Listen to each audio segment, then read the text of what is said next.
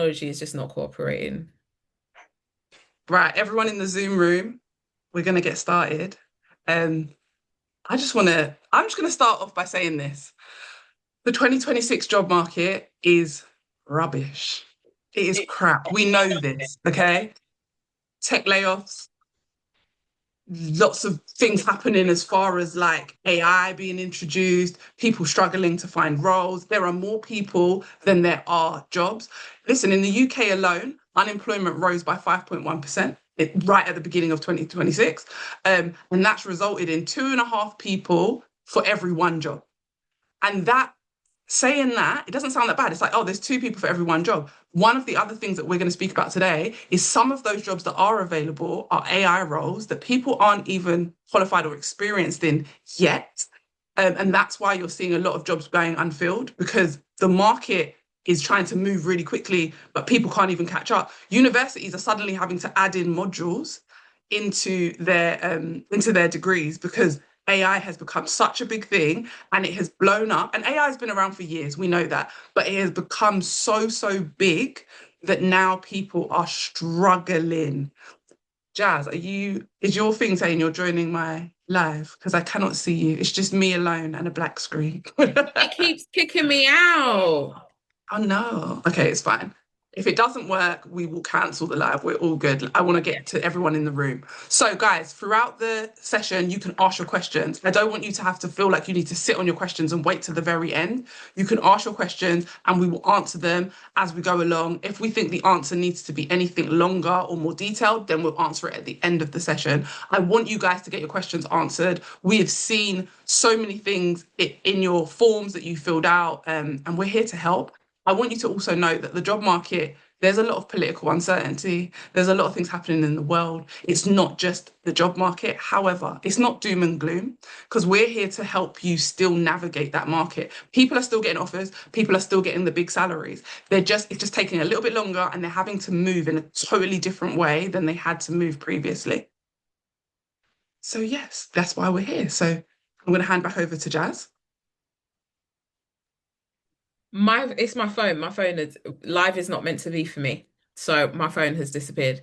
But thank you so much for setting the stage. And I just want to echo what Adele said and also add on, right? We said it on the event invitation. We are in the same market that you're in, and we sit in that double-sided seat in the sense that we work for other people, we navigate the market, we have our own careers that we're growing, but we also support our clients in this regard. And we've both been doing this for years. So the things we share today didn't just come from nowhere.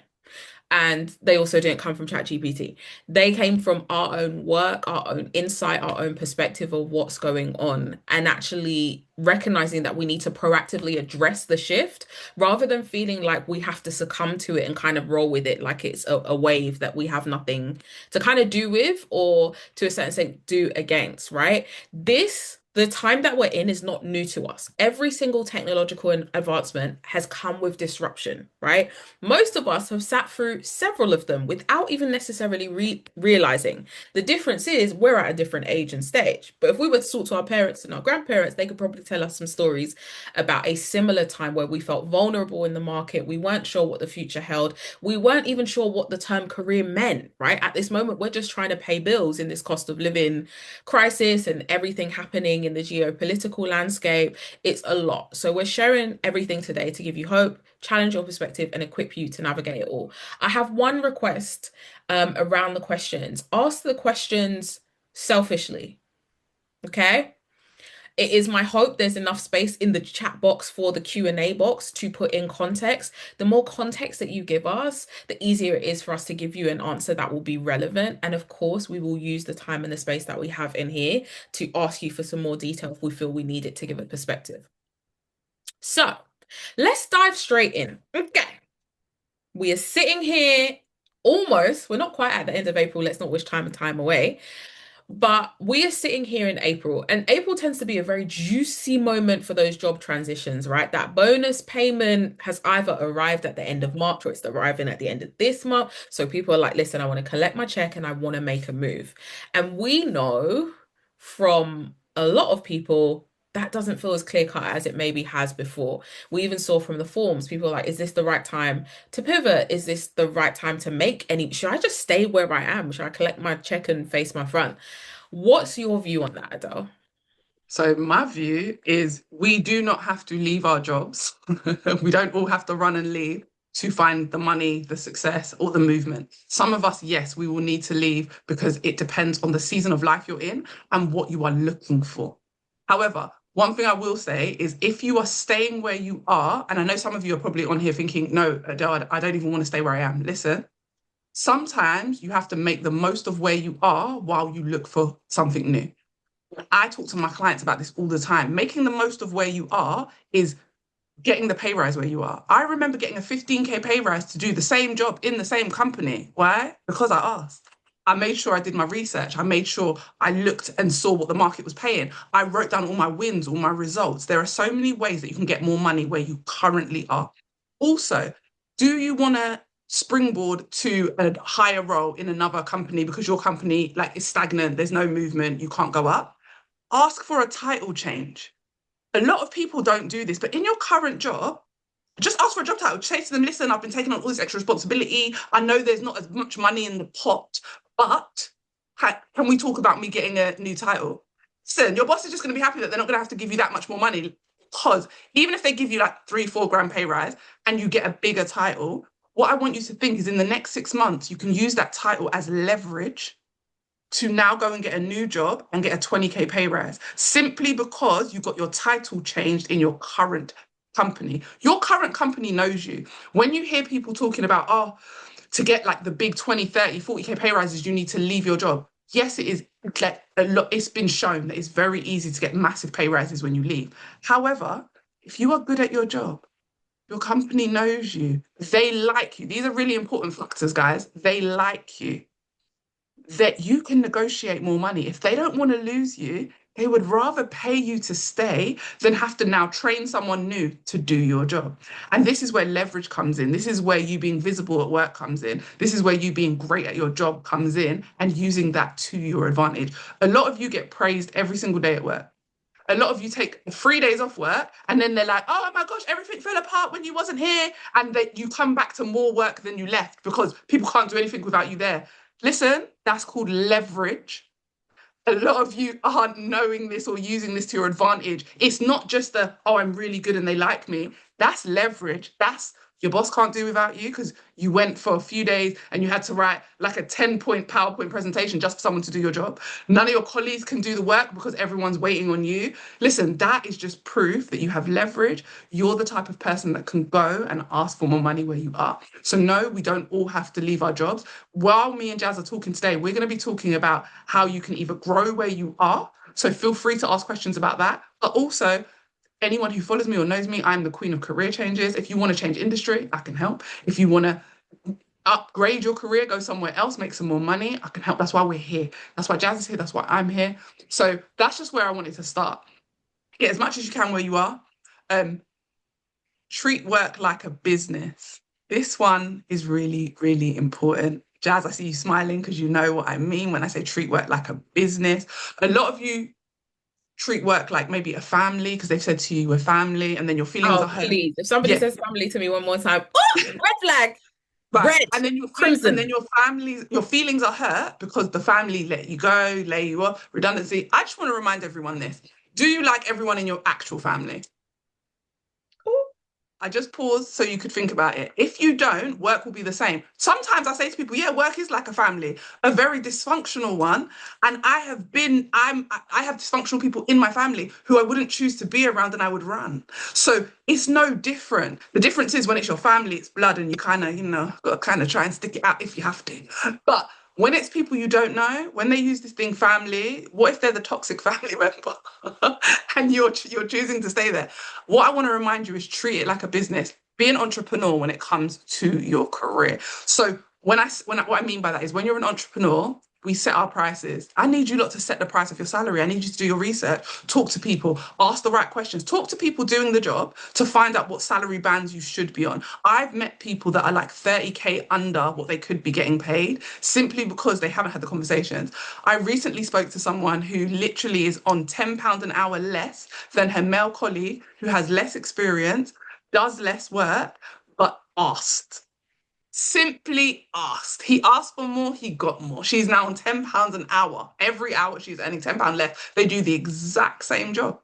So again, some of you will already be underpaid. And it's not that you can't earn more, it's that you're maybe in the wrong place, wrong environment. A lot of us know the water bottle analogy, a bottle of water costs 50p or whatever it is, like what costs about 150 now at a newsagent, and about £10, that's it, cost of living. But the point is, it's the same bottle of water. It just is in a different location. Sometimes you need to do the exact same thing, change your location. Sometimes you can stay exactly where you are. It all depends. Sometimes you can raise your prices where you are, but that's being an entrepreneur. Think about your prices. Think about what you contractually want in your role. So many people are like, okay, you can't negotiate remote or hybrid. Yes, you can if you have leverage, but you can't negotiate it at every job in every company. You have to see where you can do those things. If you've just started your job and you've not proved yourself, yeah, they're probably not going to negotiate remote work with you because what have you done for them? Always remember it's a two-way street. If I'm doing something for them, they're doing something for me. There's a return on investment. Me and Jazz are both coaches. When someone comes to us, they expect us to help them with their career. It's an exchange. Your job is the same. They expect you to you exchange in services. And that's what I want you to think. When you go to work, you're providing them a service. None of you, please don't be in here thinking, oh, you're just lucky to have a job. We You're are just donating. I'm just helping them I'm just helping them. out. No, we're all lucky to be in work in this economy. Fair enough. Everyone is lucky in that sense. My job is lucky to have me as much as I'm lucky to have a job because I show up every day and work my butt off so they can make profit. None of you are in your jobs for fun and vibes. Nobody is paying you at the end of every month for fun and vibes. You're doing something that benefits them. So you should be getting something of benefit in return. Entrepreneurial mindset. I provide a service. For my service, I expect this salary, this contractual agreement. Like there are certain expectations that I have as an entrepreneur and in my 9 to 5. I just want you guys to know I'm not speaking just from an entrepreneur lens. Me and Jazz both have 9 to 5 careers. Like I work part-time, Jazz works, we both have 9 to 5 jobs in corporate. So I'm not sitting here saying this to you from a lens of like not knowing or being out of corporate. I'm still in corporate. I'm currently on maternity leave, but I am still in corporate. I just slid up So out of maternity leave. But yes. here we are. But it's the same, even more so. And I kind of want to touch on that as an example, right? Because easiest way for me to say this is loyalty doesn't exist. Okay. Mhm. In this market, but also I think after the seismic shift that we had after the pandemic, people recognize that not everywhere is peaches and cream. So this whole I need to stay out the year, I need to stay out 2 years. Why? Because there's a recruiter who will slide in your DMs with the perfect opportunity and they will pitch you into that role. And it's a big misnomer, right? So I'm not saying this to disagree with you, but I'm saying Mhm. this because we both know that there are circumstances where we will be on a call with a client, we'll put all the pieces together and go, they are not going to run you the check. 100%. You love it 100%. there. You've been there 8 years. Your manager's amazing. They all love you. You won Employee of the Year. They sent you a £100 100%. voucher. They're not going to run you the check. And sometimes it's because they don't have it. Red Guys, I was flag. just We can about to have that say, conversation. please, sometimes the company is broke. And no matter Sometimes how they don't much have it. We leverage need you to be have, listening in our company meetings, folks. Can we not be skipping the company updates? If you work also, for a public company, the company accounts are open, okay? I'm just When the about to energy starts to shift, when the socials disappear, when the office isn't getting cleaned as frequently, when there we need to have our eyes open as to what's going on and recognize that if push comes to shove, they're going to make a decision to save the company over any individual somebody. No matter how much they love you, they will say, here is your 30 days. You could work there for 8 years and they could say, we'll pay you a month's notice in this market and go. If you are on this call right now, I'm going to say it with my chest because in the same way that I say it with a client, if you find yourself in the position where you are being made redundant, all of the data that you and I can find any given day about the state of the market can also be used to say, look, 1 month's notice is not enough.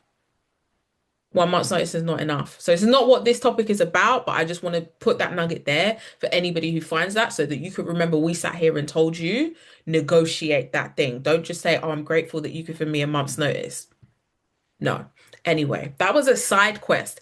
But That we it don't wasn't. we It don't was have to very leave our important. jobs. We have to milk it for what it is, treat it like a business, be close to the money, know how much you make. Going back to your point about leverage and you making the ask. There's so much that we could talk about when it comes to negotiation. You're actually talking about it next week on Instagram Live with our good friend Veronia.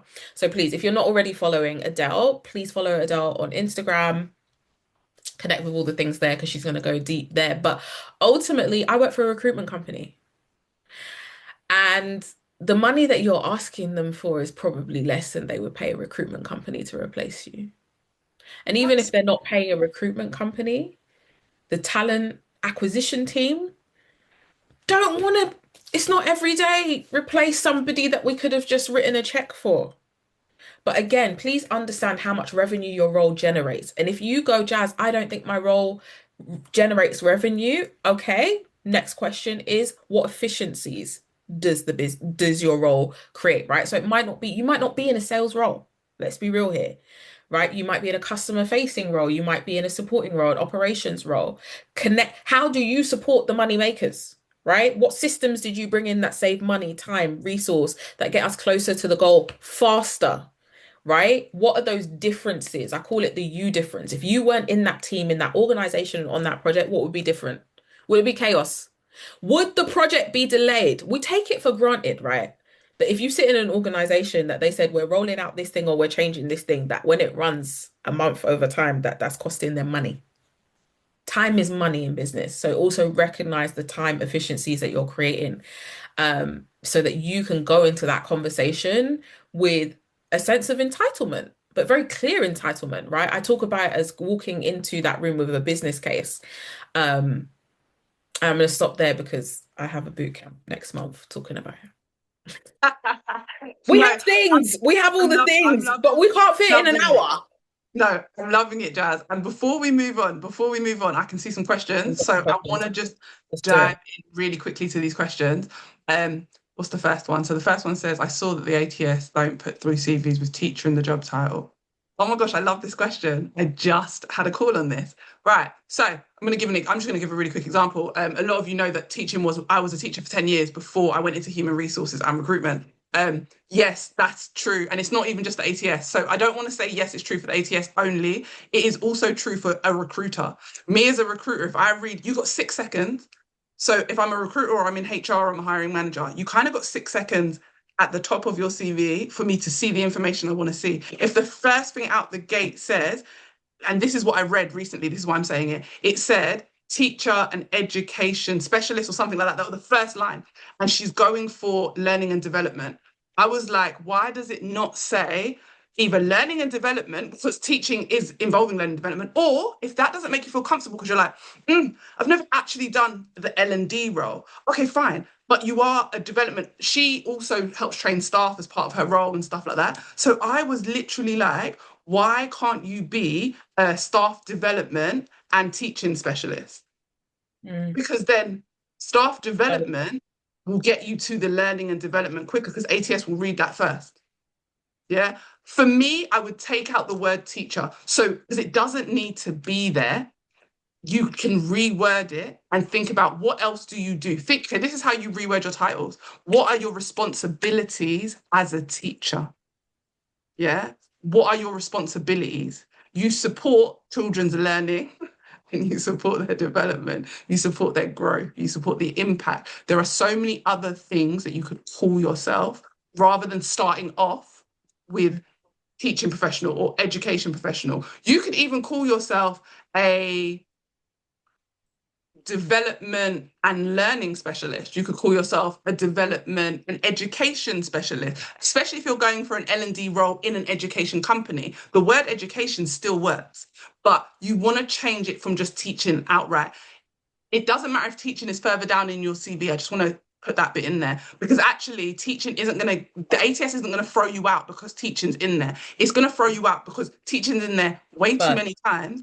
It's in the top. My CV still, now I've got enough, like 15, 16 years in HR. I don't need my teaching stuff. But my CV, when I changed, still had teaching, still spoke about parents, but I just changed the majority of the wording. Parents became customers because they are the customer of the business. Whether you want to call them a customer or a client, they're a customer of the business. When I spoke about Ofsted, I talked about third-party government agencies rather than using the word Ofsted because Ofsted matters in teaching.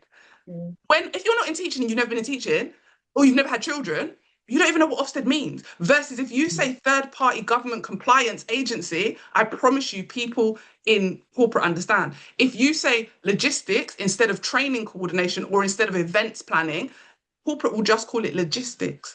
So it's just thinking about wording. So yeah, I would say you don't need to take out teacher everywhere, but you do. Sorry, that was my long-winded way of saying you have to take out teacher everywhere. You just need to take it out the very start. It shouldn't be the first thing that a human reads or that the ATS reads. yeah. Um, I see another question. Someone has asked review I cycle. want to add to this one as well quickly to kind of say, please leverage when it comes to a CV, relevant experience and chronological. Mhm.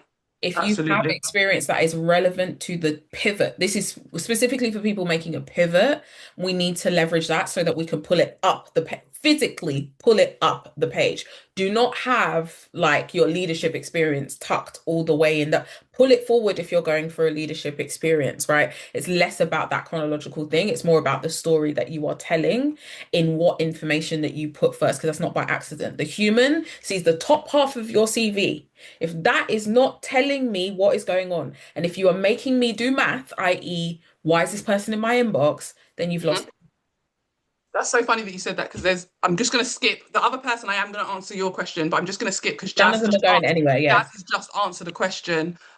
Someone has said, I've been a teacher for 8 years and I'm finally ready to leave. I worked in local authority audit for 2 years before that and was a bank manager for 13 years ago. Is that still relevant? I feel like Jazz just answered your question, but just in case you weren't sure, yes, you've just answered it. Two things. Either you put the relevant experience first, then go chronological, or you keep chronological, but you reduce the size of the stuff that doesn't matter. So when I was a teacher and I was going for HR, my teaching job had like, if I had other jobs, because I had other jobs, my teaching stuff only had a few bullet points.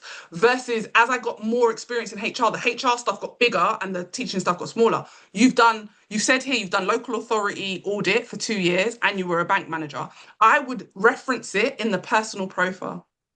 Because as a recruiter, if you reference your bank experience or your local authority experience as an auditor in the personal profile, if I don't see it as the first job, I'm going to look for it.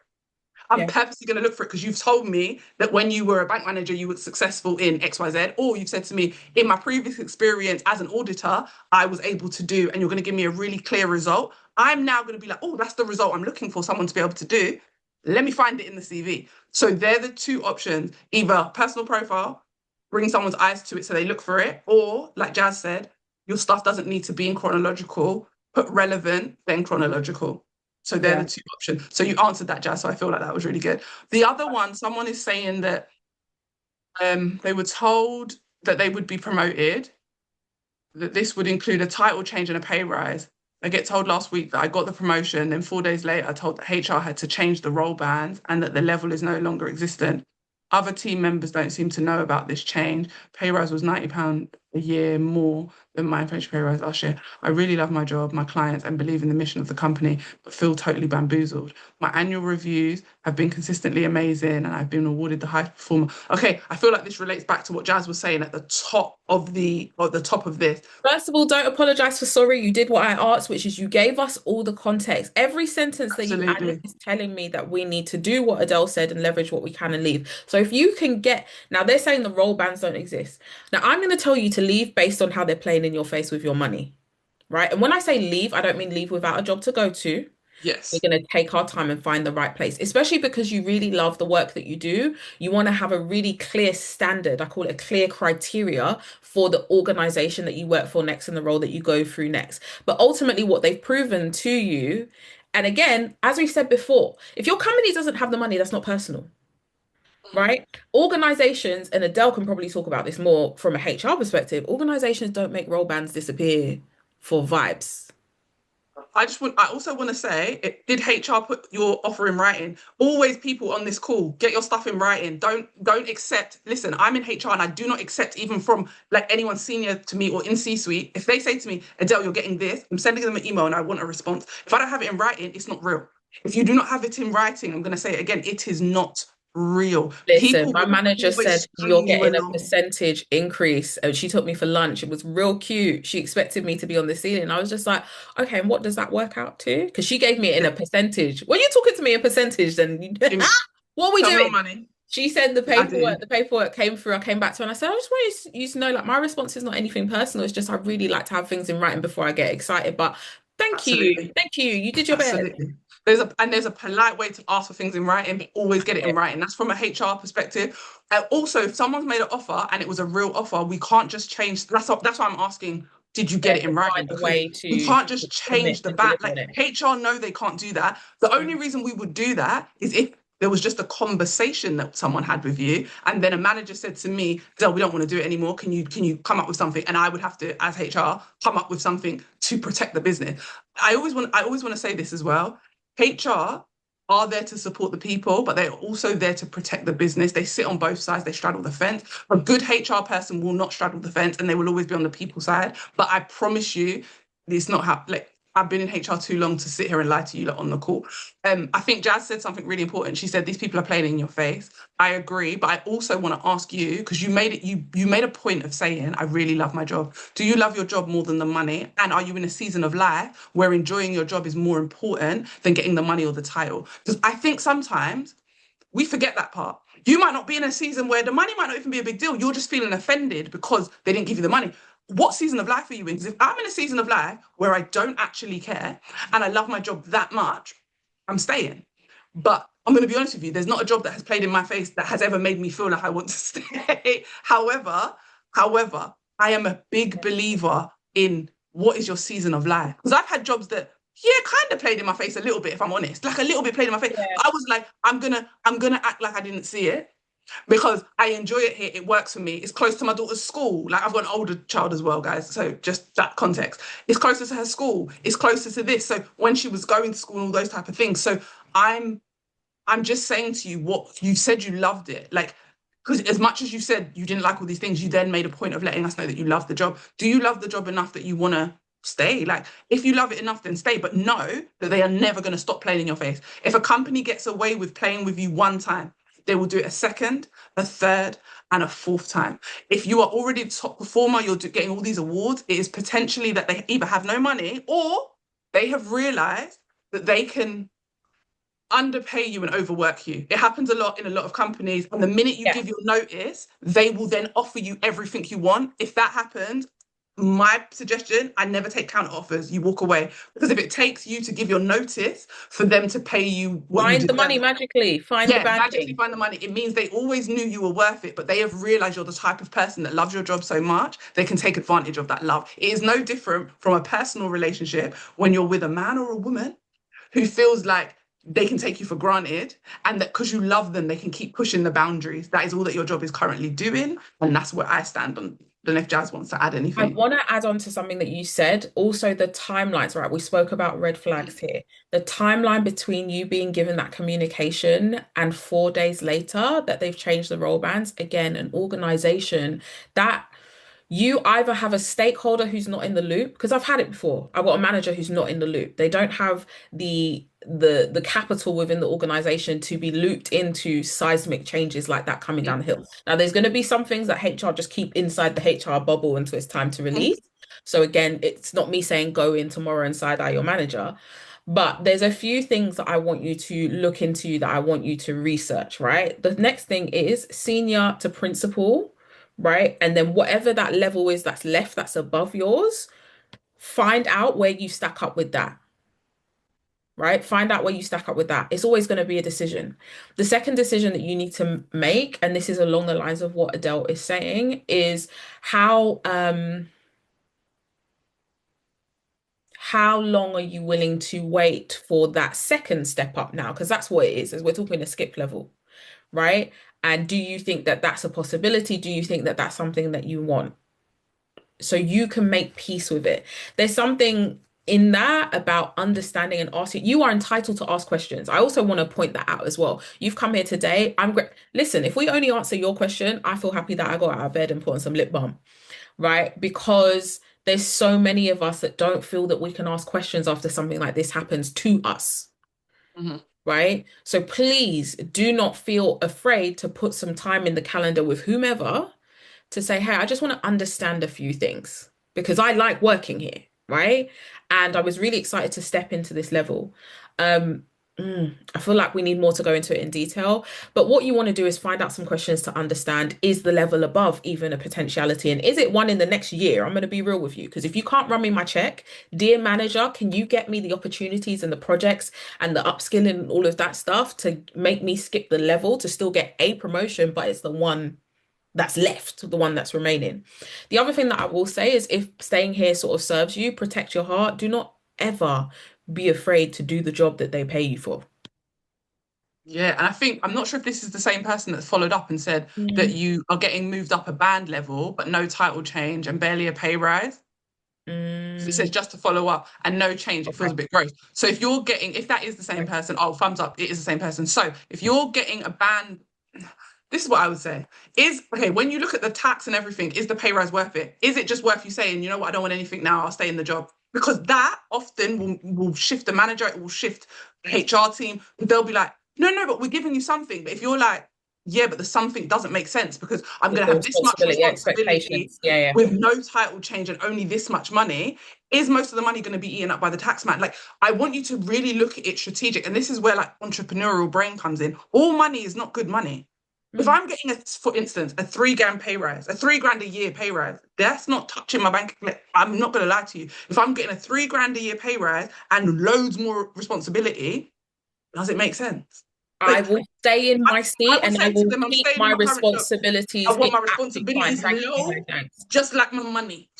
My money's low. I want my responsibilities low. Unless you're going to use that responsibility leverage to then plan out 6 months move and go somewhere else and be like, I've been made responsible for all these things.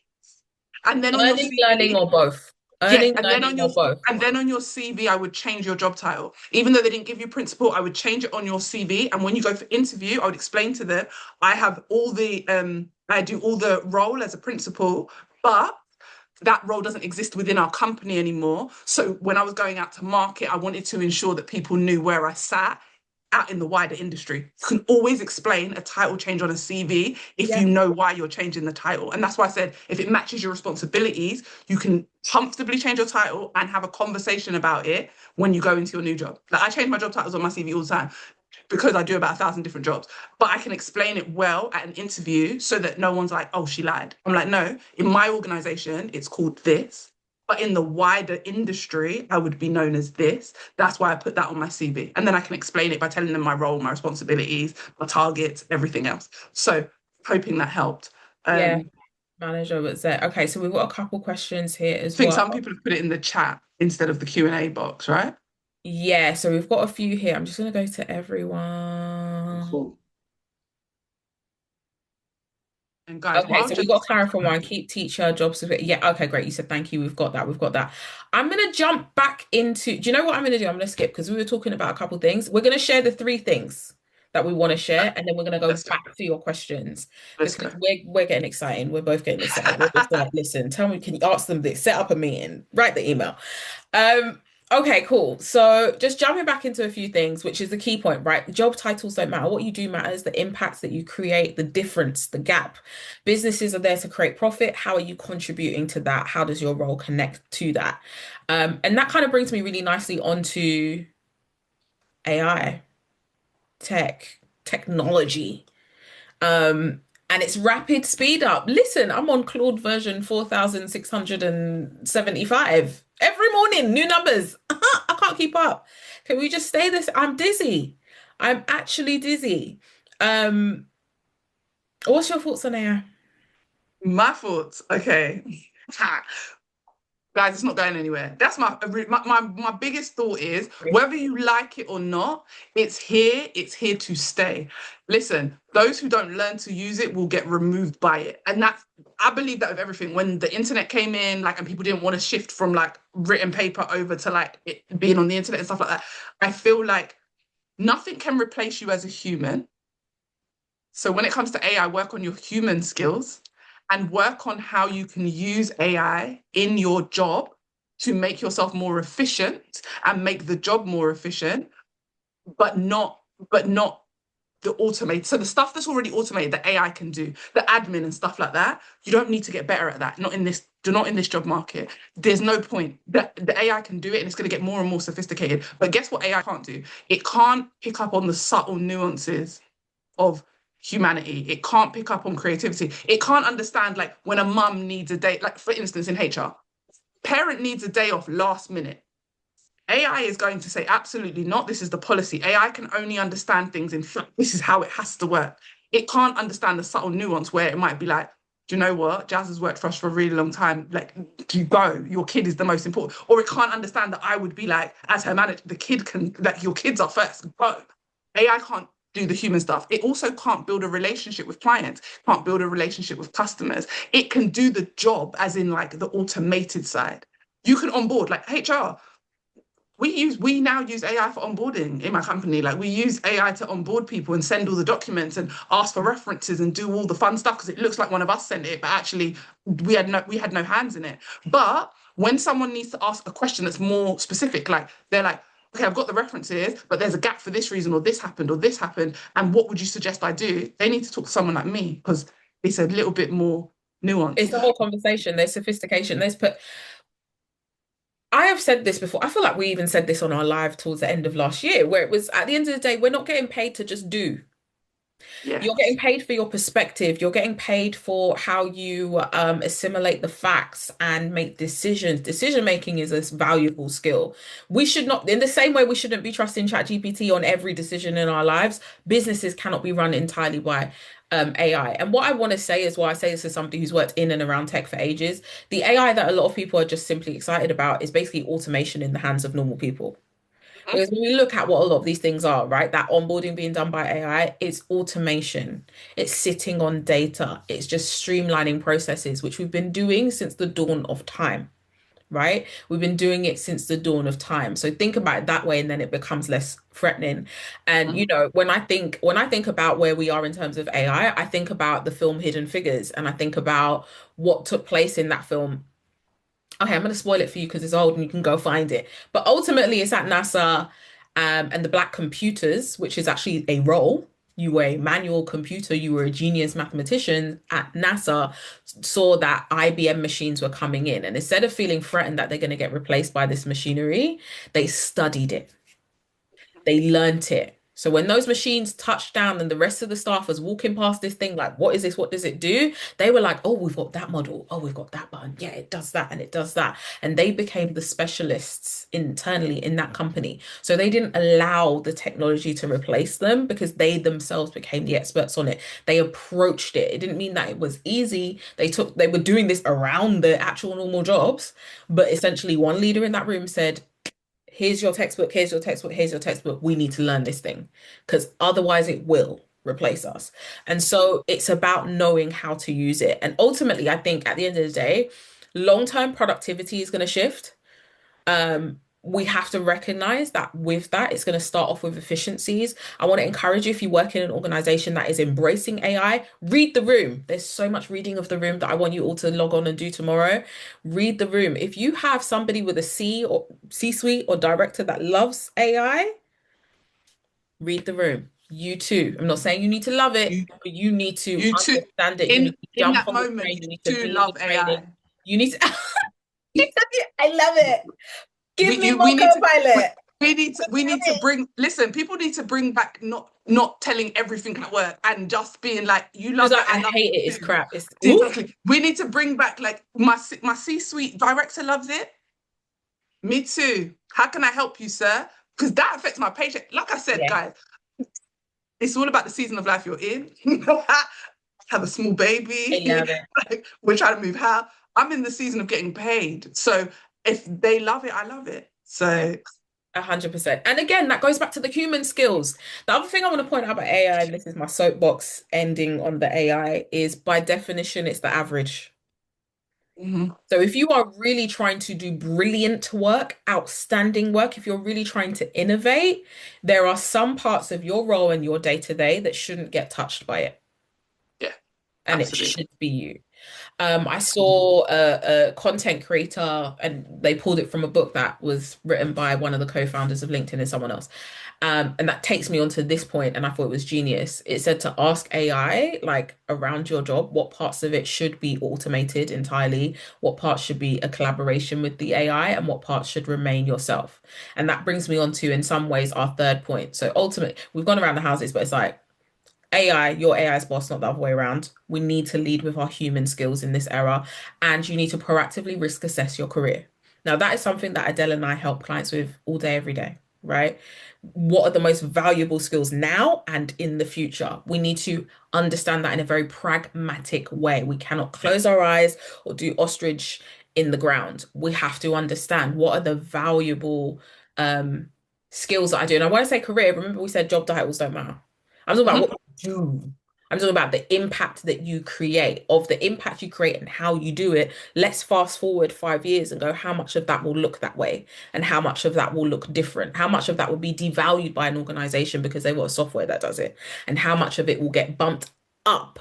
And that's again what we're saying with the human skills. If you are not building relationships, if you're not comfortable, if you're not well versed in networking, we need to learn it. Stakeholder management, we need to learn it. Emotional intelligence, we need to learn it. Intuition in the workplace, conversation for another day, but we need to learn it. We need to be able to read the room as a default. We are not just doers. You are not paid to just do, because Mhm. that is what we're automating. That is what we're AIing. So what's left is what you should hone in on. I love that. And I love that you said use the AI to your advantage. Guys, we need to use AI in our job search. Like that's exactly what Jazz was just saying. AI in your job search, and also just like what Jazz says to future-proof your career. Say to AI, in 5 years, what parts of my job will you replace? What should AI will tell you what to focus on, and that will help you. Also in your job search, using AI, everyone uses AI for their CV. Can we not just use it for the CV and not in the way of, and this is what I mean by don't use it for your CV. Don't put Be the job mindful. description in, put your CV in, and then tell AI to rewrite it. The first answer AI gives you is always the generic answer, always across the board. I don't care if you use Claude, I don't care if you use Gemini, I don't care if you use Copilot, I don't care if you use Chat. The first answer is never the right answer for any of us, okay? Because that's the most generic. It's going to use words that you would never usually say, and then a lot of you will be like, "Yeah, but that's going to make the recruiter shortlist me." It's not. That's why you're not getting shortlisted. It's going to use like it's going to not be human. It's going to sound very generic, and that's what it's supposed to do. You need to push AI when you use it, and don't just use it for CV. Ask AI, "How can I network on LinkedIn?" I saw a question. Someone said, Skill "Is building. it even worth being on LinkedIn?" Yes, it is. Yep. But LinkedIn is also being taken over by a lot of silly chatbots. It is annoying, but it is still useful. Ask your AI. Just say to it like, what? Who should I network with in my industry? What companies are always hiring that don't necessarily advertise? I promise you, it will be able to tell you. Ask it. This is my CV that I have rewritten for a job in a new industry. What am I missing? If you were the hiring manager and you had 10 seconds to assess my CV, would you shortlist me? Tell me why you wouldn't. Use those points. AI is your thinking partner. It is not your replacement. Mm. AI will help you future proof your career if you use it. Right now, there are jobs that will not disappear because of the introduction of AI. In 10 years, we might not be able to say that. AI will get more sophisticated and there'll be more things that it can do. But please remember, AI is programmed by humans. Yeah. So therefore, we can use it to our advantage. Use AI as your assistant, not your replacement. That's it. Just because it tells you the answer, doesn't mean that you have to go with that answer. And Argue this with is AI. it. Go back and forth with it. If any one of you, right, and this, I say this to somebody, I have previously managed teams, I don't manage teams. I want you to feel the entitlement that you have an assistant right now. And I want you to imagine that you have a physical human assistant, right? You got an intern from the college round the corner. You, you've got somebody, right? But they're junior. They're actually there to learn. AI is there to learn from you. So we're not spitting out the first thing that they give, right? But also think about the types of tasks that you would give to an intern. And I'm not talking make coffee. I'm talking, can you prepare the meeting minutes? I'm talking, can you research? I'm talking, can you comb through the data and pull out what's there? Can you let me know who's going to be at the networking event that I need to connect with? Here's the guest list, right? The things that you would give to a human assistant are the first things that I want you to give AI because it is your assistant. And then I want you to review it. So AI can do your first pass, but you need to review it. You need to pull it through your voice. Because also, listen, I know when it's Claude and I know when it's ChatGPT. Oh, And in the same 100%. way that I listen, I work in an organization, I'll be real with you Like, people. There's some people in senior positions that get paid a lot of money to use a lot of AI. And do I trust that manager to steer the ship when the Wi-Fi cuts out? No. Okay. I know I'm not everybody. I know I don't clock, everybody's not clocking things in that way. But we have to think about where we're going, folks, right? Where are we going? Where are we going long term? If nobody knows, like if I give you a blank document that's not connected to the internet, can you put together a proposal for a client? Can you pivot the presentation when the internet cuts out and the HDMI is not working? So we I need to love it. stay involved. We need to stay involved, just like we wouldn't get the intern to do the big pitch and tell them to create it, not look at it, not review it, and then rock up in the meeting with the big client. Don't let AI do that now, okay? Because then we're eroding the capital that you've built. We're eroding your personal brand, and your personal brand gets you associated with using it in an unsophisticated way, right? And it's okay to bring in out there, but we want to have some quality control in it. So those are the three things that we wanted to share. Again, I want to repeat it for the sake of the recording, just for posterity. Don't sleep on AI. You are AI's boss, not the other way around. Proactively risk assess your career and lead with those human skills. Bring those to the front now. Right. Oh, I love that. We've got so Right. many questions. I need you all to upvote, please. Please I'm just gonna vote. jump back in the Q&A box Yeah. quickly, Jazz, because I Upvote saw, on the Q&A because then we yeah, can go in order of in the chat as well. Yeah, and then we can go in order. So, guys, we're going if through you've the written in the questions now. chat, please rewrite over on Q&A because then if everyone That'll make upvotes, it we've got easier. a nice smooth run to Yes. go So, through. so Jazz, someone has asked, how many pages should a CV actually be these days? I love this question. There you go. Jazz has put her fingers. She said two. I also want to make a point of saying, guys, I think this is really important. Two is the right answer. I have got 20, oh God, I'm giving my age away. I've got about 27 years in my career, roughly, just under, probably 26 years. Um, my CV is 2 pages. So when people say to me, I can't fit all my experience onto, yes, you can. Yes, you can. I don't care if you've been in the workforce 34 years, the old stuff might not be relevant or move things around, keep it relevant. Some of you are overloading your CV because you're worried that you're going to miss something on there. But actually, by doing that, you're making someone have to hunt for the information they need. Put only relevant information and stuff that matters. You know what is relevant by the job description. So it's really, really important. Also, if someone had a 3 page CV, but the first part of their CV hit every note that I wanted, I would still shortlist them. I feel like we get so caught up in this 1 page, 2 page. Is your CV good? Quality. I Yeah. just Is it want good? to be Is it real. good? Is it good? It If doesn't matter if it's 2 pages if and I'm it's bored, rubbish. You're not getting if I shortlisted. think you're lost, If it's 1 page and it's rubbish, you're not getting shortlisted. If it's 2 pages, what I'm saying is, people ask me this all the time. If I knew all the answers to an interview, I'd be able to get the job. No, you wouldn't. A rubbish answer is a rubbish answer. A rubbish CV is a rubbish CV. So don't get caught on how it is. It shiny and does it need color? Does it need 2 pages? I just think that's really important. And I just wanted to yeah. say that because actually the answer is two, but if your CV is good, it really doesn't matter. I've shortlisted people that have a 3 page CV because the CV at the beginning was good. Essentially I just didn't read the third we're page. answering the wrong question here. And I want to throw out a challenge to anyone. I want to throw out a challenge to anyone who's just like, oh, I can't do two questions, two pages. Your CV is to answer a question, and the job description is a very big question that you are meant to answer it with your CV. If it is really that deep, LinkedIn is a place of storytelling and socializing some of the how behind the what that's on your CV. Your covering letter is another lens. If they are asking for a covering letter, again, it's still answering that question. So I'm not just giving you my life history, I'm answering the questions that are on that job description as to why I match up, why I'm the answer to your question of can we fix this problem and solve this thing? The other thing that I would say is the tiny loophole that I've used in my own career. And specifically when I was pivoting and I was in tech, so for context, that was there, I created a CV website because there are some of you are in the room and you maybe work in technology. So a portfolio is a commonplace thing. We want to make sure that these assets, I call them your career assets, are speaking the language of where it is that you're trying to go. So if you are like, I wouldn't expect a teacher to have a portfolio, like an online website, Yeah. right? For instance. However, if a teacher wanted to go on LinkedIn and talk about their comments on the latest legislation and, how their school performed at Ofsted or new innovations in the classroom, they're cool. Go off. Go off. But they're all assets, they've got different purposes. And what I want to challenge you with, if you're tempted to put absolutely everything on your CV, you're either being fueled by fear or by ego, and we need to file those away somewhere more useful. Okay? Absolutely. We need to file them away. What's for you is for you. If it's a good, everybody can get a good CV down to 2 pages. And if it's an ego thing, then go off, create your website, babes. CV is a movie Create your trailer. You portfolio. know how the trailer makes you want to see everything? Your CV is the movie trailer. It's not the entire movie. We haven't got 2 hours. We're The too CV is nuanced the as trailer. people. Don't even try and do yourself a disservice by trying to condense yourself into a document. Don't do it. Absolutely. Um, Another question. Someone worked as a talent acquisition at a large media company. They were given the promotion and the title, but no salary increase. They kept them on an intern salary. The person left, went to another company, and used that title, but however, it was toxic. So now they've been looking for work for 3 months, and they feel like it's been really long.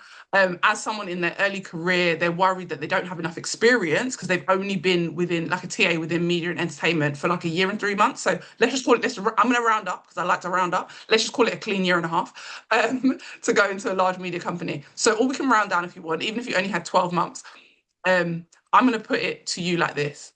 When I changed industry, I met 30% of a job criteria. I had never worked in HR, I'd never worked in recruitment. I'd only worked in early years as a teacher and in nurseries as a nursery deputy and also a manager. I was able to get offered 2 out of the 3 jobs that I went for because I had like 30% of the experience, as in like I could find it in my teaching experience. I made that 30% the most impactful 30% ever. In 2023, just so that people, because I know people are thinking, Adele, that was years ago. In 2023, I also changed job again, like the job I currently do in corporate. It is a role I've never done before, yet I went in at manager level. I was able to go in at manager level, even though I've never done the job before, because I made the experience I already have look impactful. So I have made another career change, even in 2023. I know this stuff works.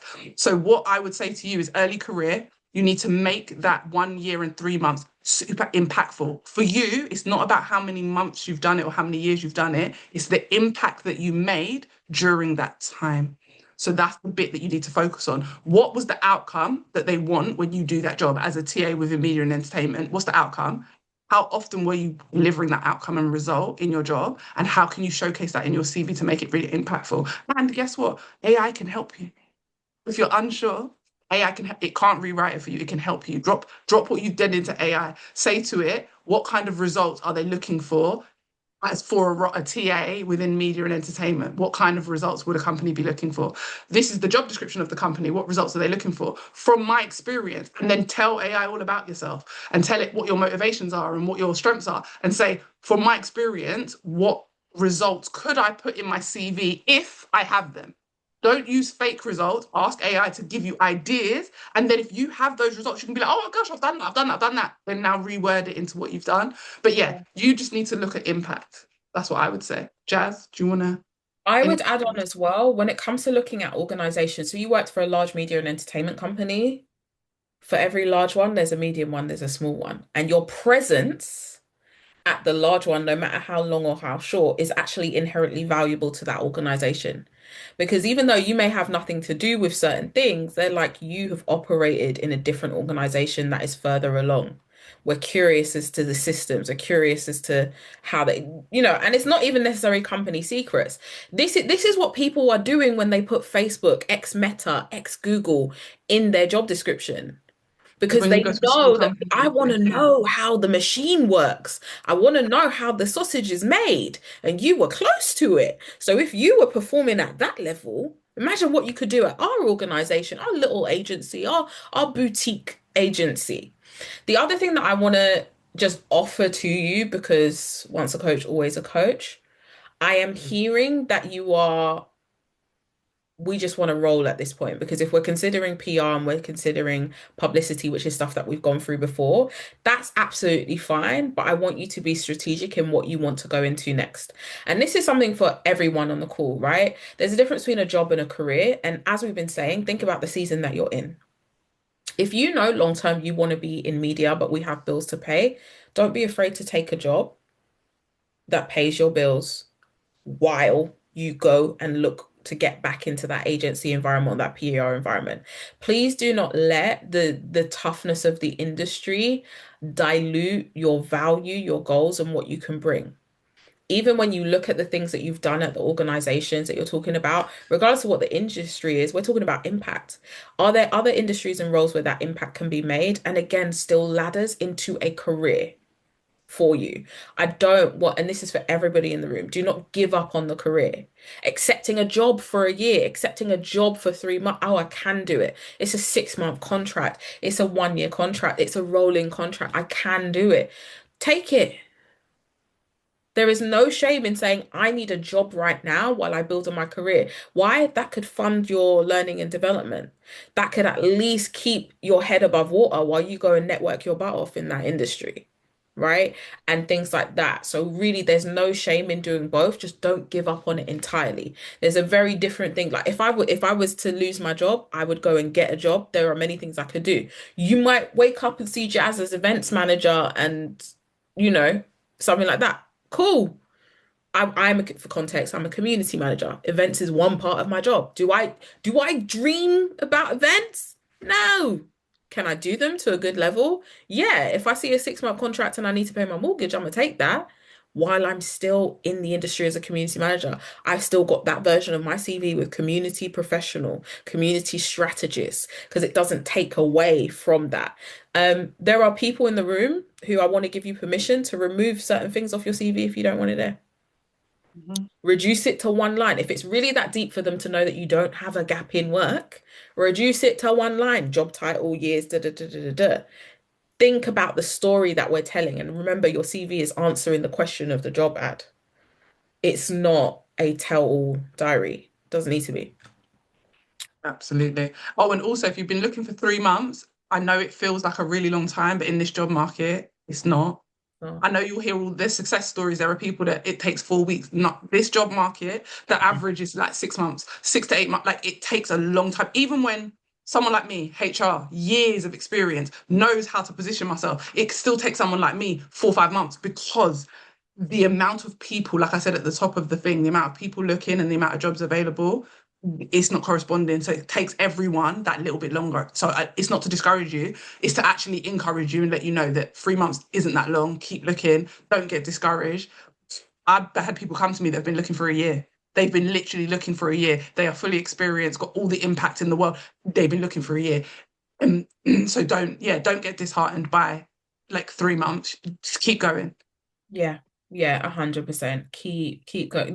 This is the moral of the story is there's still jobs out there. Mhm. It's just our approach to them needs to Has change. to be There are different. some Yeah. things that we need to tweak. We can't, it's not as straightforward. The math is not math It's in not the as, way that it did before. We're having yeah, to do a little bit of yoga. Okay. yeah. We're It's not having as to easy. review. It's We're not as having easy as it to, was. yeah, Yeah, we're it's not as having to easy as really it was. think about things that we didn't have to think about before, right? So that's all we're kind of saying here. We've got a question up here around data related to key achievements, more anecdotal. Do you make up numbers for icky? We're not making up numbers. But what I want Yeah, to go challenge you, and Adele's going to add on this because Adele's on the edge of her on. seat. Um, we've all got data, okay? Even when I wasn't in a sales role, I'm gonna tell you how much the customers that I support as a customer success manager are worth to the company. So my CV 1,000% said I think something like 20 million annual recurring revenue, ARR, and I wrote in ARR because I'm talking to tech SaaS. Was that my number? Did I sell anybody? No, but did I keep them happy and keep them in the business? Yeah. So it doesn't always need to be I did da da da da. I was part of a team that contributed to this. I supported a book of business that this. I supported the region that represented this. There's always going to be a number somewhere, even if it's one or two steps removed. But we are all connected to money. I want to encourage you to find your numbers, money or volume, Adele. Yep, directly or indirectly, you are connected to the money. Something Jazz said at the like earlier on when she was saying, know your company's numbers. If I know my company turned over, I don't know, 50 billion this year, I contributed to that somehow. How much did my department contribute to that? How did I indirectly or directly, whether it was reducing risk? People say to me all the time, oh, all I do is like reduce risk or do compliance. I do compliance in my role. No one's about to tell me there's not data for that because even in compliance, like I'm reducing risk. I'm saving my company thousands of pounds in lawsuits, grievances, tribunals. Like I'm going to put that as data. Even if I don't have specific numbers, I can word it in a way that it still shows like some sort of outcome, some sort of result. And also, you may not know exact numbers, but you might know rough numbers. Do you see what I mean? So I would just go on Yeah. average, how many, I would Google We've got how on context. I'm average. going to cut you. We've got the data question was from teacher looking to change. So you might be able to give Ah, some okay. Yeah, specifics. teachers, we have all the data. Teachers, we have all the data. What do you mean? How many of your students were above national average or on national average because of what you did? Did your school last Ofsted inspection get an outstanding? Did you contribute to that? So you contributed to the leverage of your company. You contributed to the reputation of your company. Safeguarding. As a teacher, you deal with safeguarding incidents all the time. Did safeguarding incidents in the school go down over, like, say, the last 3 years?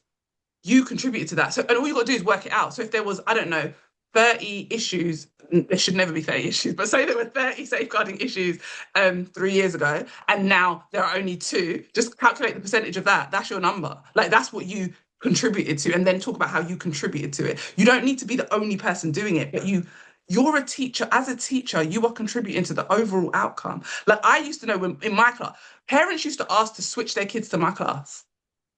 I Oh, made sure that went into my CV as a metric and as a number.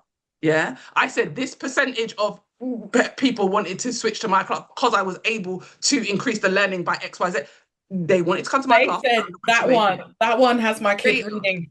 That one Data. has them All the doing parents that had, multiplication. listen, Jazz, it was the challenging, all the parents that had the challenging children, somehow the challenging children listened to me and were able to learn. It just was what it was. They were able to just learn because I used to look at every kid and I don't care whether you're neurotypical or neurodivergent. I could see how you could learn something because I'd be like, this little boy knows every football character on this game, but cannot write his name.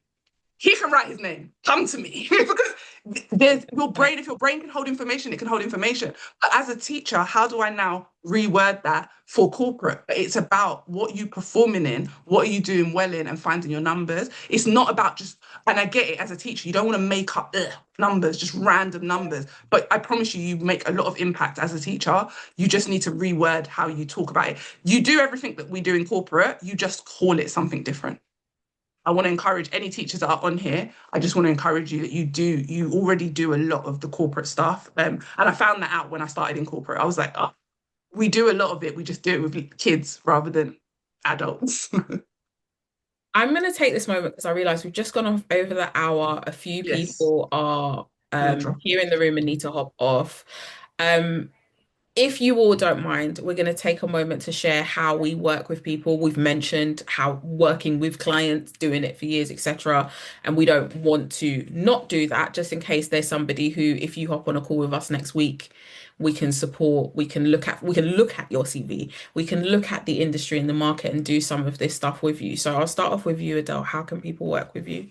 Okay, so before I say that, we are going to keep still answer the rest of your questions. So We are, stay so keep those coming, question. by the way. Right. Yeah, I'm doing If this you if for someone you. wanted to So work with me, there are two ways to work with me. You can either book a 90-minute session with me, or you can jump on my long-term coaching program, create your own lane. I think just it says it all in the name. You can create your own lane because I'm a believer in you figuring out what you already have, how to use that as leverage to get what you want, whether it's a new industry, whether it's new money. So that is how you can work with me. Just reach out, book a consultation call with me. And then we can go a free consultation call, we can have a chat and we can see which one would suit you better. If you already know what you want to do and you've already started, 90 minutes is the best one. If you have no clue, you need a lot more support, you want like step by step, then you want to do a longer program with me. So that's me. Jazz, how can they work with you? So I mentioned before I've got a review ready boot camp coming up. That's on the 10th of June. It's several sessions because all the stuff that we're talking about, reading the room, getting the number, getting the data.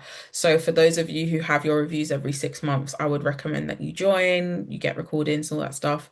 But the two key ways to work with me is a career audit. So that is for the what do I do? I feel stuck. Can I move? Is it safe? All of those things.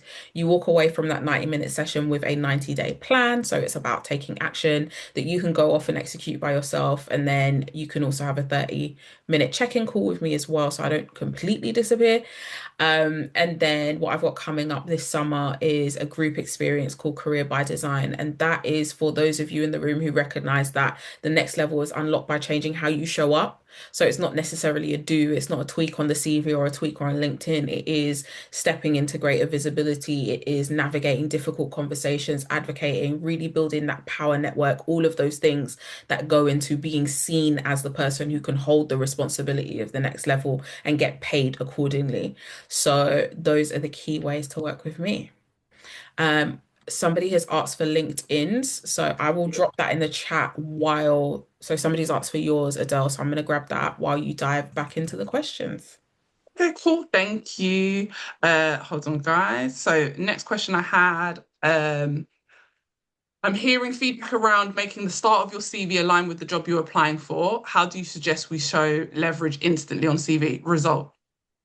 Now, I'm telling you that as a career coach, someone who writes CVs, chat GPT, Claude, they will both say to you, don't put a result in your personal profile. Do not listen to them. That is why the CVs are not getting shortlisted. Okay. Because they're looking at it, like I said, from a very generic lens. You need to put a result. The result is whatever that job advert that you're applying to, or whatever the industry you're applying to wants. So what does the job say? Does the job need you to, I don't know, reduce customer complaints? I'm just doing something really simple. If the job needs you to reduce customer complaints, I want you to have a result, a really quick, short one, not like a long-winded one, just saying what you do and then say, recently reducing customer complaints by 80%. This is me giving you the most basic way of doing it. It would be better than that. But do you see what I mean? Yes, you want to align it with the job, but you just want to show in a really summarized way how you are the solution. And Jazz said this earlier. How are you the solution to the problem? The job advert is the problem. This is what we need someone to help us do. When you read your personal profile on your CV, does that sound like someone who can do that? I think that's what a lot of people forget to do. Read your personal profile and then read the job advert. If I was the person, I've never met you, I don't know you, would I read your profile and be like, oh, they can 100% do this? Let me at least give them a phone call. If the two don't correlate, I'm not going to pick up the phone. I'm not going to send you an email. You're probably getting a reject. So, yes, it needs to align. But I also don't want you to feel like every CV you need to jump through hoops. Most industries have a common theme, and it's quite easy to make a real small switch in your personal profile. You should have a strong personal profile and just be able to change one or two lines. You shouldn't need to change the whole CV every single time. You should be able to change personal profile, move some bullet points around, and it gets done. So yes, that's how I would say do that on there. What do you do when cold emails are being ignored? What do you do when cold emails are being ignored? I need to know what you mean by cold emails. If you can just Let us elaborate know in the chat, like what's what the you mean nature by, of that yeah, email? what's a cold email? Like, are you pitching yourself or are you pitching a certain like what? Yeah, who are you cold emailing? Where are you finding the emails? I'm going to let you know that I personally do not like a cold email, like or a cold DM or any of that with no context to it. Like if someone DMs me in my DMs and says, "Oh, Adele, I help coaches do blah blah," I'm just pressing delete. I'm not going to lie to you because everyone's like, you know nothing about me. You didn't come into my inbox and show me that you knew about me or that you knew what my problems were, what I was looking for. So I just need a bit more context on cold I emails. would answer a lukewarm email. but it needs to Yes, be relevant, right? That I got lukewarm. a I really agree. lovely lukewarm email the other day. I'm going to reply back to Mhm. good sis and let her know I'm not in that team, but I'll find out who. Because she was like, Okay. I've applied for this role. I saw that you work there. I'm also a past alum of da da da da da. Just wanted to Yeah. find out a little bit more. Polite. You told me what you wanted. It wasn't just Yeah. vibes. You also weren't trying to pitch me Yes. anything. You just wanted to tell me you applied for a role at my recruitment company. So I'm just going to tell you to reach out to the recruiter who posted it. And that's it. But I'm going to reply to you. I'm not, you're not going to get straight delete because you're in there for a reason. So I will always, for context, I will always answer somebody who wants to find out about working at my company or stuff like that. Partly because, it's a conversation for another day, but not every company is what it looks like on the outside. And I personally believe that we all progress if people are able to be honest about that. And it's not about like, bad mouthing organizations. But the reality is, right, there are many of us in this call that come from different backgrounds. We've got different needs, right? I myself am neurodiverse divergent. If I can reach out to someone in a DM and say, like, would you say that this is a place that's genuinely accommodating to neurodiverse people? What do they mean? Like, do they really mean flexible working? Then I'd like to think that we're able to answer specific questions like that. But cold, no. I call those ones lukewarm. Yeah. Agree. So yeah, if you want to just let us know a bit more on that. Next one was how do you explain a gap on your CV or your actual CV? Sabbatical. Unless you listen, depends on how long you were off for. As You I once just they asked me what I was doing. you were just on sabbatical. Because Then people what take would you exotic sabbaticals. They're just like, I toured around South America. what was you doing in the sabbatical? Because if I was parenting during that sabbatical, guess what? I was an organizer, I was an operations manager. I did a lot of things. I reword what I did. It depends. But Jazz, what would you say? I say it Really? depends on how big the gap is. Because some of you are you're doing this over explaining on your CVs for a 3 month gap. We don't care. I don't care you got 3 month gap. I'll still call you if your CV is impactful enough, and then I'll ask you on the call. It is easy for you to explain it to me verbally. If you've got a 10-year gap, now that's different. But again, not over explaining, just keeping it brief, keeping it short, letting someone call you based on the rest of your CV and then having the conversation and have a good answer once you get on the call. Yeah. If it's a short gap, you was on sabbatical, or if it's a short gap, it's just a short gap. What was you doing? Was you looking for work? Because I know people are taking 6 months to look for work. If there's a 6 month gap, I'm not bothered because I'm just, if you say to me, I was looking for work, the market has changed, and I haven't been in the job market for a really long time, so it's just taking me a little bit longer. I'm going to be like, okay, if you make it an issue, the person speaking to you makes it an issue. If you make it an issue on your CV, like you've highlighted it, it's bold, it's 10 lines, you've made it an issue. I now think it's an issue. Now I'm worried. I'm like, why are they over explaining? It's the same in life. Don't make it an issue. It won't be an issue. And also remember if we're giving you license, we're encouraging you to really look at relevant experience alongside that chronological format that we've all been trained to do. So also based on where the gap is and stuff like that. But also just recognize that that person on the other side of the CV knows what the market's like. They know that it's not an instant situation because they themselves are on the other side sifting through hundreds and hundreds more CVs than they ever have in their lives. So they know, and they also know that they are getting a lot more pressure. And this isn't a conversation that's come up, but I see it amongst my clients where the recruitment processes are getting longer, they're getting more in depth, they're getting more onerous, and that's reflecting the organizations who don't feel that they can't risk making the quote unquote wrong hire. So they're adding in more stages, right? If we go back 10 years, you could do 3 interviews and you're done. And technically, that third interview is a formality. It's a meet the founder before your first day. Mhm. Yeah, you did a little chit chat with talent, you did a panel, we made a decision, you get to meet, whatever. We are now having assessments, we are now having exercises. It's reflecting the fact that they really, really want to do all they can to understand how you would fit in their organization before making that offer because hiring is costly. Don't think just because when you're on your probation period that you can, they can quote unquote get rid of you quickly and you can leave quickly, that it's not stress. Organizations don't want to keep hiring all day, every day. Even the talent acquisition person that wants their commission, they don't want to be like, I had this role again, you couldn't keep them. What? What did you not ask in the interview? What is this Mhm. problem? What's going on? Give me something new. Little side quest there. Love it. I love it. I love it. We got two more questions. Yeah. Recently pivoted into digital health. currently as a CX associate, salary's low, but it's doing what it needs to do for right now. Um, you've got the company to cover LinkedIn Learning, but you're facing some decision paralysis. Oh, you don't know what courses to do. Um, the most relevant to becoming a CX manager or account manager sounds simple enough. Any advice? I think the answer to this question isn't what course you should do specifically. I think it is where do you see yourself in 5 or 10 years? What part of the LinkedIn learning is going to get you to that point? Not just, okay, I'm going to be a CX manager, so I have to do something that's relevant. I'm going to be a CX account manager, I have to do something that's relevant. Okay, is it relevant to who you want to be in 5 years?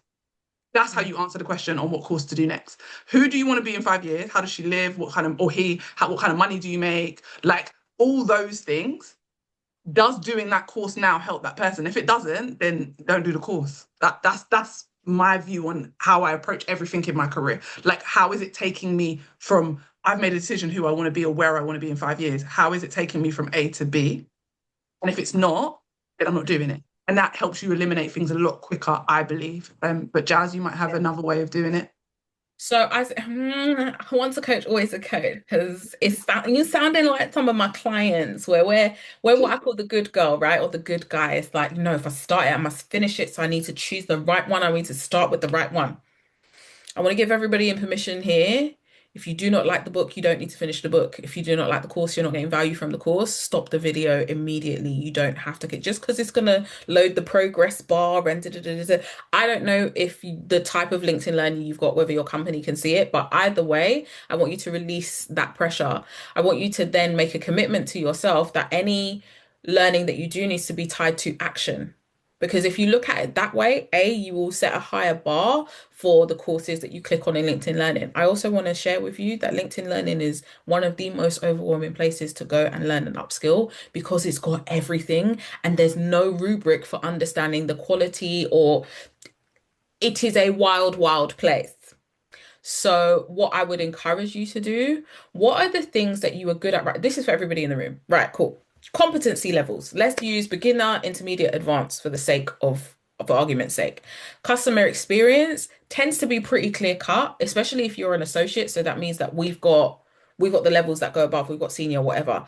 Pull up that grid of that roles and responsibilities in your organization or outside, because it is pretty templated. Look at the list of things that you can't do or the things that you've done once and you want to do better, and then build your learning plan off the back of that. Do I need to learn to negotiate? Is it presentation skills? Do I need to learn SQL? Do I need to learn, like, what do I need to learn to get to that next level? That's my curriculum, not what the vibe is per se, right? So it's just adding some structure. Use the instructions, use the rubric use AI if you want to. You could probably not hook it up, but I'm sure AI will know what all the topics are on LinkedIn Learning. So give it literally the job matrix, like performs at this level, delivers this independently. Da, da, da, da, da, da. Give it to AI and go, what should I be learning? I, Obviously, I love that you said assess that. yourself first, please. Right? No, but Assess yourself first. I Jazz, I can't love do that this. you I've said never that. done this. Yeah. I'm very good at this. I'm advanced to this. Another nugget that I just want to offer to the room for free. You can work on the things that you're good at. Okay? If you're good at presentation skills, double down on that bad boy. Don't feel that we always need to be fixing things or plugging holes. Because if we were to fast forward and look at your COO, your CFO, your CEO, they will be the first people to admit that there's so many things they're not good at. And they don't care to be good at them because they've hired someone else to do that. Think about that in your own career. How valuable is it to the organization if I spend my days picking myself apart and plugging gaps in my skills versus just shining, razzling, blowing everyone out of the water with the things that I'm uniquely talented in? Yeah, love that. I love that. And make sure you're coupling it with, again, like what Jazz said, make sure you're coupling it with future skills. Because some of us need to not be ashamed to use our company to help further ourselves outside of the company. I'm just gonna, I'm I being was going honest. to add as well. I know. So you asked, I want to celebrate you for asking your company to pay for LinkedIn Learning, encourage everybody Mhm, in this room, spend that L&D budget. Even if it's not mhm, explicit, it exists. I've Hmm. asked them to pay for workshops, networking events. I have been in customer success roles before, so I also would recommend like DM me. I can send you a list of communities because they are also great places to learn. If you can get permission to go to networking and learning events during work time, do that. Why? Because when I got made redundant, that network, I went to that breakfast meetup, that co-working day, and I spoke to the people and I said, it was so great to see you. I'm actually looking for another opportunity. And those were my people. And my manager had paid, she had signed off to pay for me to be at that breakfast because it was a blend of learning and development as well as networking, right? But again, communities are a great place to learn because you've got the people who you can slide in with that warm DM and go, hey, could we hop on a call? I'm trying to figure out how to approach strategy. I'm trying to figure out how to approach stakeholder management or budget or whatever. Right, you pinned a quite juicy question there about some criteria. Yes, did you see any advice for how many of the essential criteria you actually should have? So basically, I'm assuming this is from a job advert, like or job description. How much do you need to meet? Heard that women only apply if they meet all, but men will apply if they meet one or two. The stat is that men will apply when they meet 60 to 70% of a job role. I definitely think it's lower than that, but we'll stick with the stat. So when men were asked, they would apply when they meet at least 70%. Women, we will wait until we meet 100% before we apply. I always want to give to women and any women in the room, if you meet 100%, you should be that person's boss. We don't want 100%. And they don't want 100% because they're like, we can't keep you. Even if we get you, we can't keep you. Can't Also, afford why you. do you want this if you can If do you all of meet this? We'll be bored. 100%, they can't afford you unless you're someone who meets 100% and doesn't realize that you should be paid more. They can't afford you. So I'm as a recruiter, so I've got my recruitment hat on. I did recruitment, like I do recruitment and talent acquisition before I was in HR. I've done a mix for the last 16 years. Right. If I ask for 10 things, if I get seven, do you know how happy I am? I'm dancing. I'm dancing in the room because it's a wish list. I don't expect anyone to have 10. The job advert or the description is to let you know these are the 10 things that I'm going to expect you to do. If you can do seven, it's great. We'll teach you the other three. But there, it's just so that you understand that these are the 10 things you will eventually need to do. I Okay. started my job. There was about my new job that I'm doing since 2023. There's about 20 things on there. There's probably at least half that I was like, I don't think I've done these before, but I'm going to apply anyway. They made me the manager.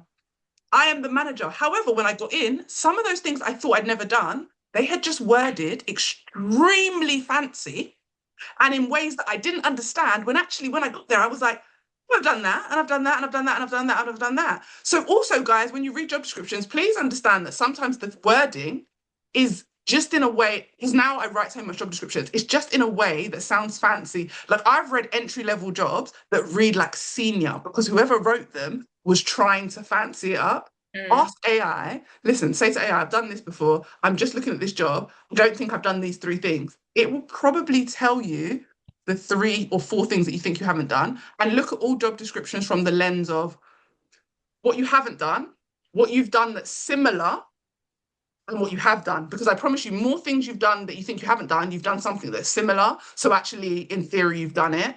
Um, how many of them do you think you need to meet? Really depends on the job. If I, like Depends I what said, it is. yeah, It's not a number per it's se. not a specific number because there could be three out of the 10 that are essential. Even though I said all 10 were essential, there might be three that you have to have. If you have those three, you'll get the job. Like I said, when I first ever changed industry, I met 30% of the criteria. I didn't go back and study to get into HR. I didn't go back and study to get into recruitment. I left teaching and went straight into recruitment. And then 2 years later, I was a HR manager. But I just had 30%, but I made the 30% look really good. And then someone gave me a chance.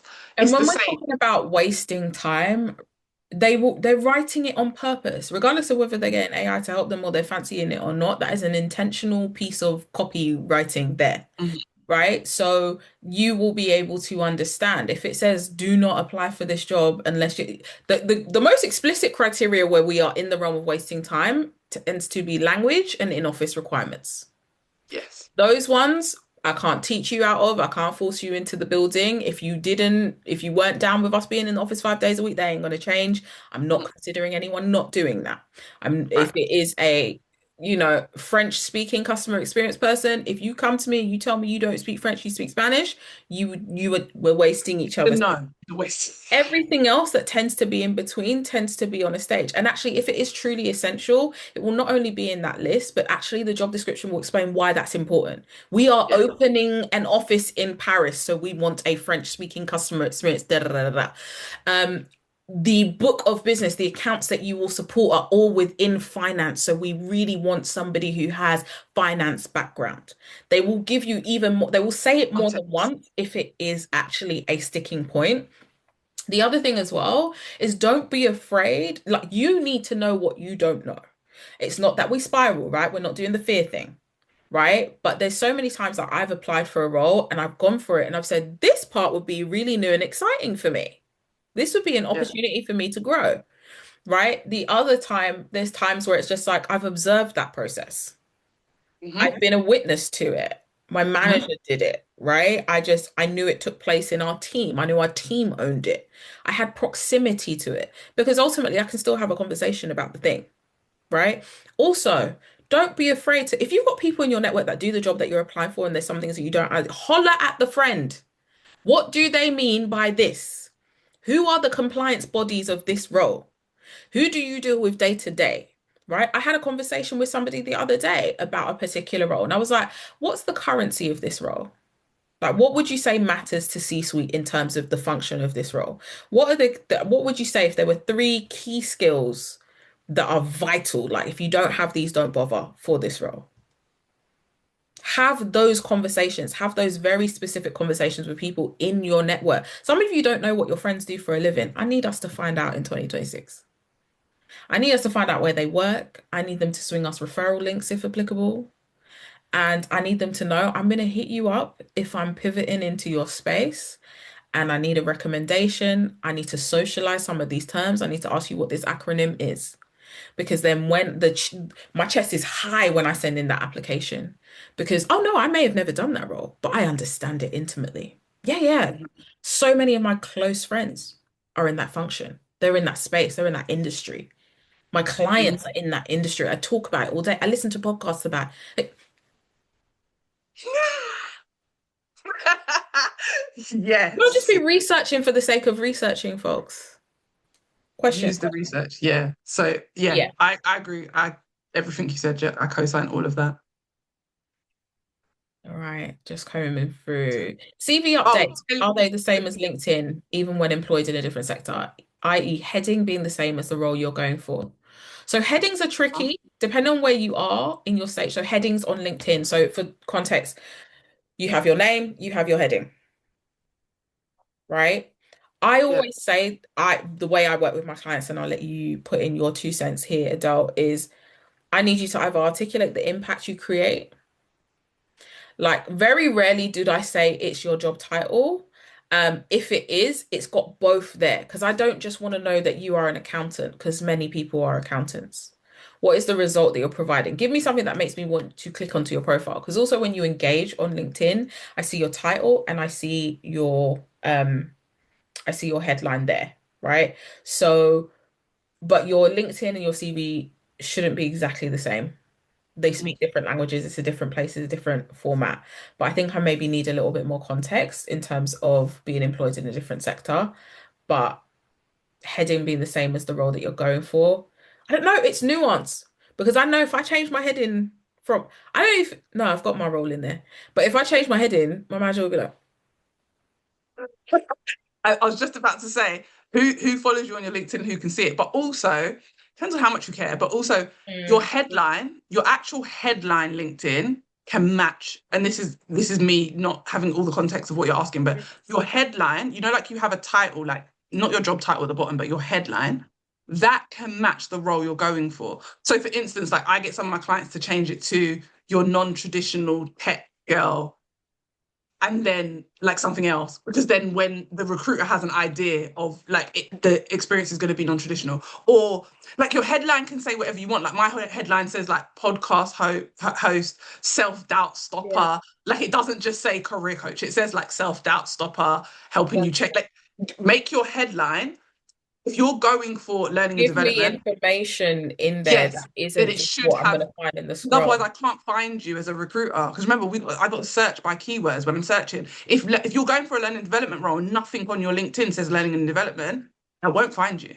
So I'm just trying to understand, is that what you mean by in a different sector? Because yeah, if everything on your LinkedIn says, I don't know, teacher or fisherman, and I'm looking for an L&D person, I'm not going to find you. So you do have to change some bits. So I'm hoping that is what you're asking. If not, feel free to quickly drop Yeah, whatever and you it is said. true. It depends on how much you care. Everybody should be switching off the alerts so that we're not broadcasting our movements to people.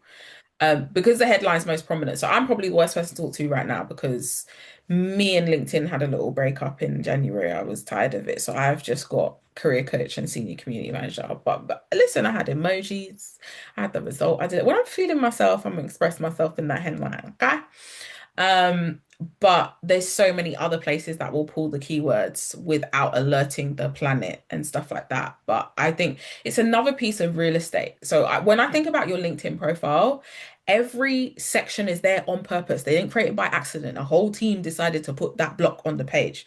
So we want to make sure that it's telling you something different to when you scroll through the experience, to when I look at your skills, to when I look at your recommendations. And when I say different, I don't mean completely different, but I mean like in the skills, it says stakeholder management. So I need you to tell me a story about some stakeholder management in your content. No, every once in a while, I need you to articulate that, tell me who the key stakeholders are in your description of your experience, right? Different lens, same you. But we want to leverage the corners of it in different ways. And your headline is another piece of real estate like that, where it's like, okay, you've got my name, what else? Yeah, absolutely. And this is the last one, I think. The Mhm. person who we asked before about their cold when they're doing cold messages, I think they're now saying they're telling people about myself, saying I can help them with something, and I'm interested in the work they do. Twofold, quick from me. Do they have? Are they looking for people?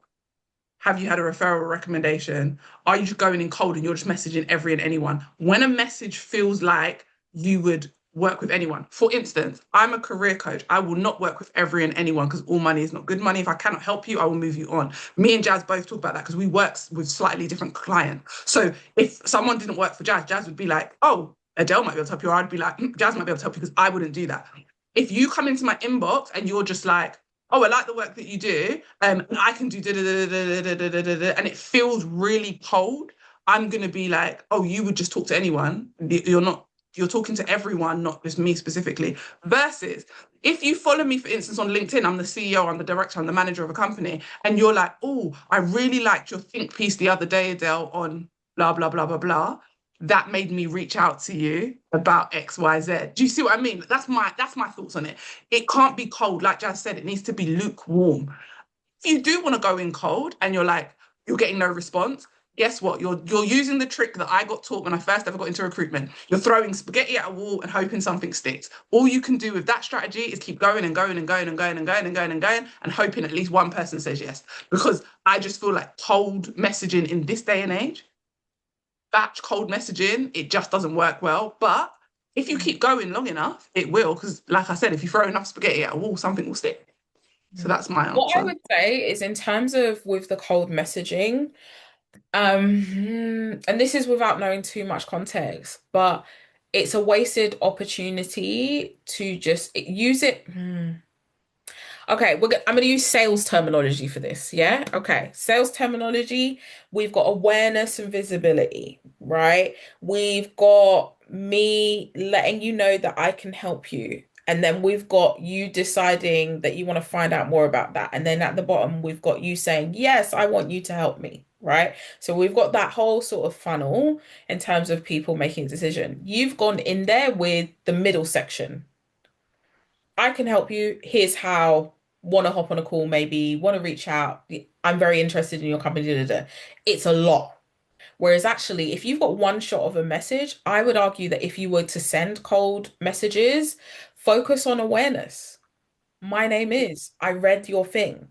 Because then you allow people to ease into the conversation. And in many ways, you allow people to opt into being sold. right? I'm the type of person, if I'm genuinely looking for what you supply and you've showed up in a very friendly and understanding way and stuff like that, I will consider you. I may not jump on a call, but I may click your link. I may reply, right? I spoke about a message before. That person's going to get a reply because they came correct in my inbox. They weren't asking for too much too soon without me. Mhm. I don't know you. I do not know you. And also, and this is what we've been talking about this whole time, right? We need to de-risk ourselves. We need to recognize that people's time is more precious and more valuable than ever. People's attention, right? That's what we're talking about with 6 seconds on a CV. Attention is more valuable than ever. We need to move accordingly. So actually, even if it's just to open the conversation, that's going to get you a lot further than a delete block because you came in with the heavy pitch. It's the same as in person. In person, if I was just standing in the corner of a networking event, you wouldn't come up to me and go, "Hi, really love your work." Even if you did, really love your work, I can help you. Hi, good evening. Hello. Like I didn't did I t- I What didn't part, ask and say I need what help. part of What? my work? How did you find out about, have we met before? Right? That's Yeah. literally, even if I don't say it that way, that's what my feeling's gonna be. It's gonna be like, oh, okay. Also, I would be like, did I what who told you I needed help with that? Like when someone comes in my DMs and they're like, I can help you get 50 clients, who told you I needed help with it? Yeah. You got The no context assumptions. of you Ask a got question. This is what I'm saying. Ask a yes, question. yes, Questions will yes. get you further. Do you When I say need question, not a salesy question. Would no, you like to sign 20 clients in a day? no, Would no, I you like wouldn't. to fix your attrition problem? Would you like to do? Nobody likes to be poked in their wound, especially if it's true. But also, if they genuinely want that, they're gonna reach out to their network first. Yeah. I've also Then had people in beyond my their DMs network, ask, they're going to see who is talking about solving the problem for other people. So even if thank you. people are still Googling for people. People still Google career coach. I get requests for coaching via LinkedIn's proposal with people I've never met before in my life. That Mhm, still works. They've gone and snooped. mhm. They've gone and figured out who else I've worked with. They've gone and they've done that. It's never completely cold, at least on their end, because we Yeah. want proof. We want proof to make us feel safe. And it's not even just about forking over money, it's time. I Mhm. need a reference in order to put 30 minutes on my calendar to hear you out. So where do you know me from? Where do I know you from? Where did you encounter my work? Which podcast episode are you referring to? There we go. Yeah. I've had people, like Jazz was saying, I've had people reach out to me about my pod saying, oh, I can help you start a podcast. I've had a podcast for 5 years. That lets me know you know nothing about me. Like that lets like it's weird. Like, and then the person will then follow up and be like, oh, but I could help you with something else. You've lost that already because you had no connection to finding anything out about me. And I agree with Jazz. I would usually go into my network when I'm looking for stuff. So that's why we're saying network. Earlier we talked about networking with people. Network. You need to grow a community because then when someone is looking for someone who does what you do, they'll know your name. Be known for something. Create a personal brand. It's really important. We're not going to go into personal brand, but I just Ooh. create your personal brand so people can know exactly who you are. Jazz, we have gone well over time, guys. I thank everyone who has stayed on with us because, yes, this has been a nice long session. We were meant to finish at 8:30 We were, but we knew it was gonna go long. But and we also, again, started a it's bit just like late. if we really put like 2 hours. Listen, we're very grateful for recordings. We're very grateful that you're all here. We're grateful for every single question that has come through. Like I said, we're just hoping it was valuable. Listen, there was one question earlier, and I was just like, I can go home now. I've done my job. 8 years of being a career coach, being able to give somebody the tea that we've shared this evening. I know it's just. Yeah. I just hope people don't still feel like it's all doom and gloom. Yes, the market is hard, but you can navigate it differently. Remember, lead with your human skills first. Like perfect your human skills, client relationships, the little nuances, the conversation, creative thinking, creative problem solving, like those type of things. Literally, just get really good at them. And I hope this has helped everyone and been really, really, really helpful.